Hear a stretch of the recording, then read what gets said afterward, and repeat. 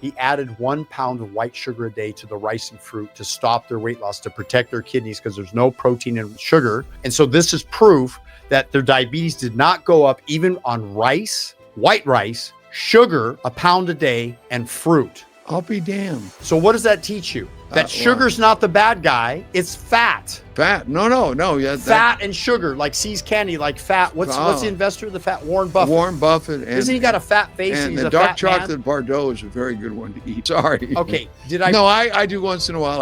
I break. So do you feel safer now hearing that experiment, that when you go today, after I do your blood test, on rice, fruit, and potatoes, enough to meet your calories, not overeating, not undereating, just eating enough to feel good. No. I only eat when I'm hungry, so crazy. You're going to get hungry more often, unless you're really obese, then you wouldn't get hungry so often because you got a lot of fat storage. You don't. No. So I'm saying that if you get hungry a little more often, have you ever heard the saying, I went to a Chinese restaurant and after I ate 2 hours later, I was hungry again? Have you ever heard that? We all heard that one. Why? Because they eat rice. Don't they eat rice and vegetables? They eat some meat. In the rural areas, they eat almost all rice and vegetables. Right. Do you understand? Yeah, I know in the rural areas. Yeah, the China study proved that. The lowest incidence of cardiovascular disease, the lowest incidence of cancer were in those who avoided protein from animal and ate rice and fruit. Let me ask you. T. Colin Campbell proved that. Go ahead. Now you can ask. Okay, wonder if someone is on dialysis and if they got onto this diet, do you think it could correct it? That's just a question.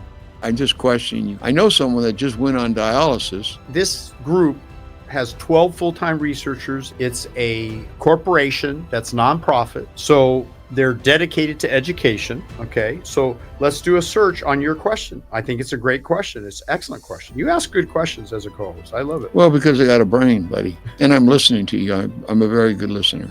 You are, I know. Mm-hmm. Okay. So here's, you want to learn how to listen, everybody? 3 elements. Air. Air is all around you, right? So anticipate the line of thought that Nick's talking about. See, you can't listen to someone if you're not in tune with what the subject is. And all subjects have an introduction, a body, and a conclusion. That's in any speech. And if it's not structured that way, it really is just willy-nilly speech. But anticipate the line of thought, identify the supporting elements that Nick is talking about, and then run them over in your head, repeat them to make sure that they make sense and they collate. So far he's doing okay. That's all I can tell you. All right. Okay. Air. So I want everyone to hear this. Lower protein diet proven to help kidney disease. Okay. Here, listen to what this has to say.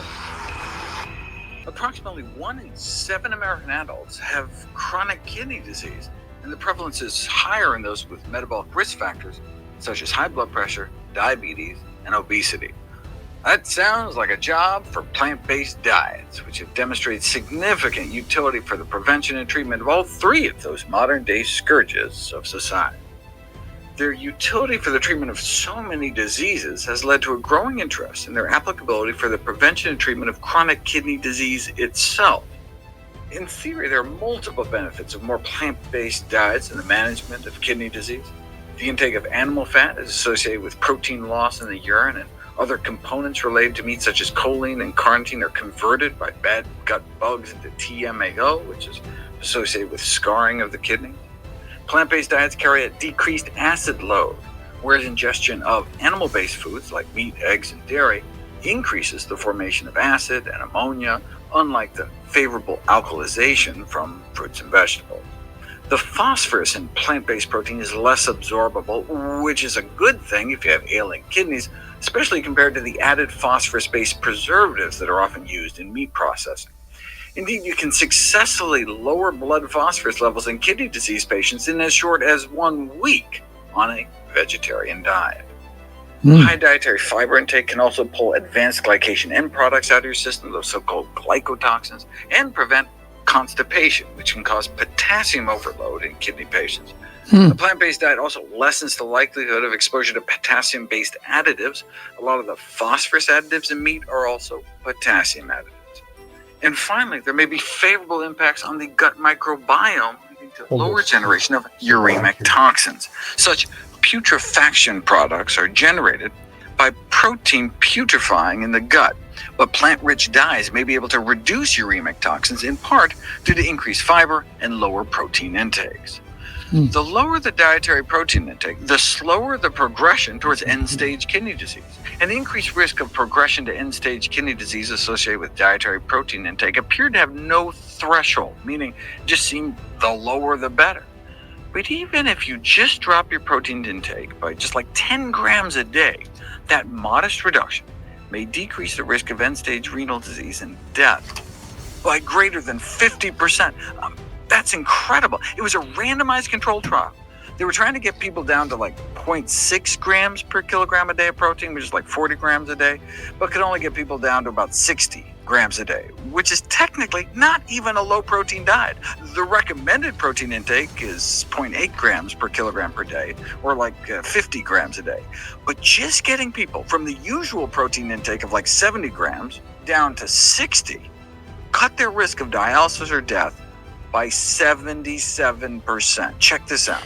Amazing. By the end of 4 years, more than 25% of those in the usual diet group were either dead or on dialysis from end-stage disease. In the reduced protein group, it was less than 10%.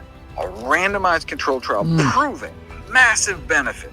Yet despite strong scientific evidence, many doctors are still unconvinced that a low-protein diet can help patients with chronic kidney disease. Why? The reasons for this nihilism are unclear, but could be related to insufficient background knowledge, lack of interest in nutrition and dietetics, and limited familiarity with the most recent scientific literature. That was informative.